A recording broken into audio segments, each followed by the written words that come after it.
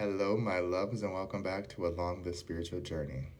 So, selfless versus selfish. Now, these are very interesting topics to me because there's a duality to both. One gets crapped on while the other gets praised, but the one that gets praised will surprise people more to me than the one that gets crapped on. Because here's how I look at it. When you hear the word selfish, people think of a brat, they think of someone who doesn't care, they think of someone who only makes it about them. But in the dual aspect of everything, you should be selfish. You should put yourself first. You should put your needs first before anybody else's. I don't care what anyone else says. You are an individual human being that wipes your own ass, I hope. And if you're not able to, you at least understand who you are when you speak and you know how to set boundaries and say exactly what you feel, okay? Selfishness to me is about protecting the self. Selflessness is about protecting others at the cost of self. Now, in certain situations, there is times to be empathetic and sympathetic to another's life or happenstance. But when we talk about people pleasing and we get to the level of selflessness, that here's a great example. You are living in an apartment and your neighbor plays loud music all the time. They're being selfish. They're thinking about themselves. They're not thinking about anybody else because they're playing at the volume they want. They're not thinking about their neighbors, if it's loud or not, if they're trying to sleep, if they have to work, right? That's one thing. But at the same time, now you want to play music and it's at a decent hour, no one cares, no one's around. You can play it as loud as you want and no one's going to bother you. But in your mind, you're thinking, well, that would be rude. I don't want to upset nobody. So now you put yourself in a situation where you can't barely hear your own music. You already know no one's going to bother you because it's not a big deal, but you've allowed yourself to believe it is. In both situations, there's always going to be a level of distortion, right? Unfortunately, it would be nice if the neighbor thought about, hey, my other neighbors, they might hear this and think it's too loud. Let me turn it down to a volume that I can still appreciate without drowning out their environment as well. That would be a perfect world. The same thing goes for a person who's always selfless, where instead of enjoying their life and enjoying their environment, they're always thinking about how others might be upset with them, which clearly is a childhood trigger where it's like, I need to be quiet. I need to be on my best behavior. I don't want to draw attention to myself. And this is where I tell people you have to learn that dance between duality, right? In selflessness, the beautiful part of selflessness is you're willing to see others where they are and help them. But when you polarize it, the distortion is you lose yourself. Come back to the middle. Selfishness, in a beautiful world, you understand that I put me first. I need to take care of my mental health first. I need to take care of my physical health first, and then I can be of service to you better. But on the distorted end, it's where you're like, I don't care how you feel or what you think I should do. I'm still going to do this, even if it hurts more people. And that's where most people reside. So it's finding a way to come back to the middle, right? It's finding a way to understand that I can be selfless and selfish and understand that neither one is a bad thing, but they have their disadvantages if I allow myself to go too deep into that part of my understanding of it, right? I will always say it's important to have a selfish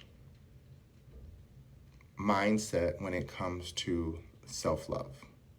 Don't don't ever let your boundaries fall when it comes to that. I don't care what anyone says. You're too uppity, you're too high this and that and blah blah blah. You think you're better than me?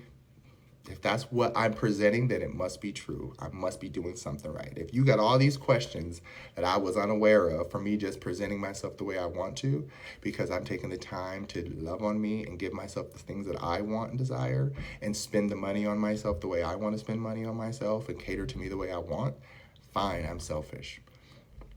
But if you think that I'm going to yield to be selfless, to say, well, I don't want to make them feel bad. I don't want to feel like I'm being showy.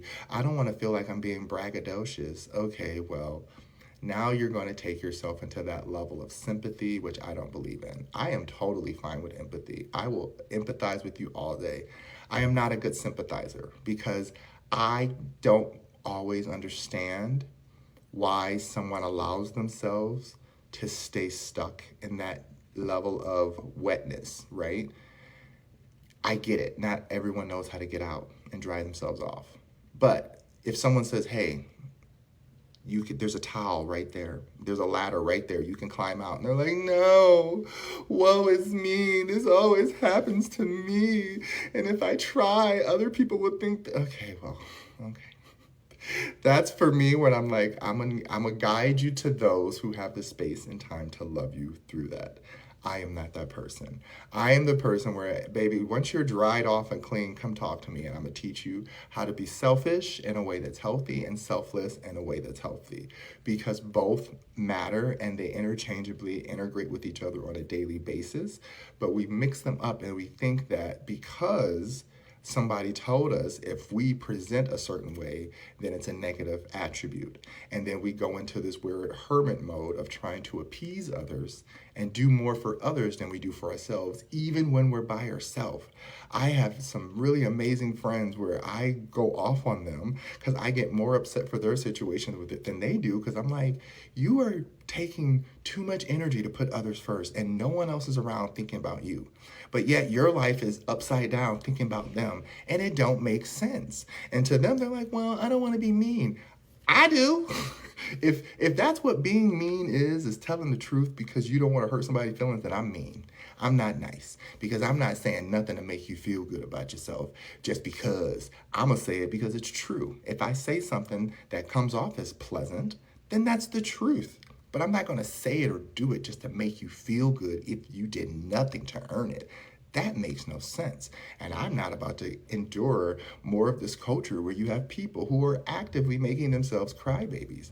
Sorry, not apologizing for the term. If you're choosing to find ways to feel bad about yourself and society, then you're a crybaby. That sucks. But if you understand that, listen, I don't need to always take offense to everything because it has nothing to do with me. Now you're being selfish in a way that's healthy because you're like, that has nothing to do with me. I'm gonna mind my business. But if you're like, oh my gosh, this person said this to this person, said this to that person, and that just doesn't seem right, and I don't feel good about that. Okay, that's selfless to the distorted point that don't make no sense either. Those are not your emotions. That is not your situation. It's good that you can put yourself in that place, but it's not you. So don't call in the energy, right? Learn the difference of how to be self-assured. Self-assurance to me is the middle ground of selflessness and selfishness, because when you're self-assured, you know how to do both. You know how to live in a dualistic world from a tertiary mindset without getting confused on what's actually happening around you. Pay attention to, again, how you present yourself to the world so that when people come at you, you can question, is this something that I believe is true or not? And then you can make the decision to be selfish and say, no, I don't believe it's true. And if you're really not hurting anyone, then go with it. If you are hurting someone, then yeah, you might have to step back into selflessness and say, ooh, what did I do that actually made this many people pissed off? Because if it's a lot of people pissed off, question it a little bit. I'm not saying change everything, but question it a little bit. But if no one's pissed off and you're just over here questioning it and making up scenarios in your head before it even happened, then yeah, you're going a little too far into the distorted end of selflessness. You want to be where you can understand and have clarity and light. Remember, to be a lighthouse, you have to have clarity. You have to be self-assured. You have to have self-confidence. You have to be a little selfish, right? Because when that light is turning, it can't just stop and say, oh, wait, sorry, let me go back and give them some more light because they need the time to come back and float. No, they'll get the light on the next rotation. When it's time for them to see it, they'll see it because there's others around the perimeter that need that same self-assurance. They need that same level of selflessness that a lighthouse provides so that boats can seek it. Remember, that's my favorite quote.